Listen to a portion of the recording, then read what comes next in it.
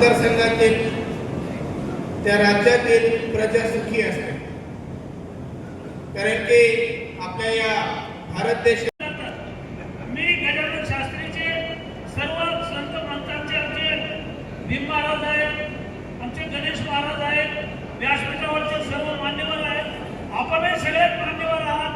इथं उपस्थित असलेले सर्व लोकप्रतिनिधी, कार्यकर्ते, पदाधिकारी, पत्रकार, डॉक्टर, वकील, प्राध्यापक सगळ्यांचे आमच्या या कार्यक्रमाला आलात आणि लग्नामध्ये मुंज भैयाच्या या कार्यक्रमामध्ये माझा वाढदिवस भैयाने साजरा केला आणि 22,000 कटआउट लागले जिल्ह्यात. मी मंत्री असताना एवढे बॅनर कटआउट लागले नाही.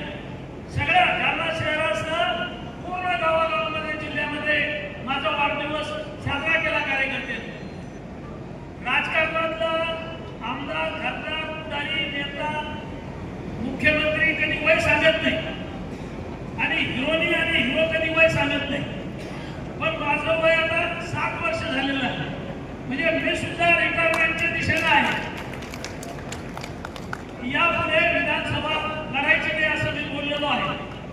मात्र साधू संतांच्या आशीर्वादानं आणि पक्षाला जर संधी दिली तर लोकसभा एकदा लढायची इच्छा आहे.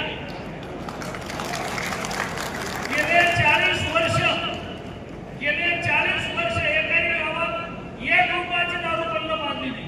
40 वर्षात दोन्हीचा सरपंच झालो, पंचायत समितीचा सभापती झालो, 8 वेळा विधानसभेची निवडणूक लढलो, जिल्हा परिषदेचा विरोधी पक्षनेता झालो, 25 वर्ष आमदार आहे, 5 वर्ष मंत्री झालो.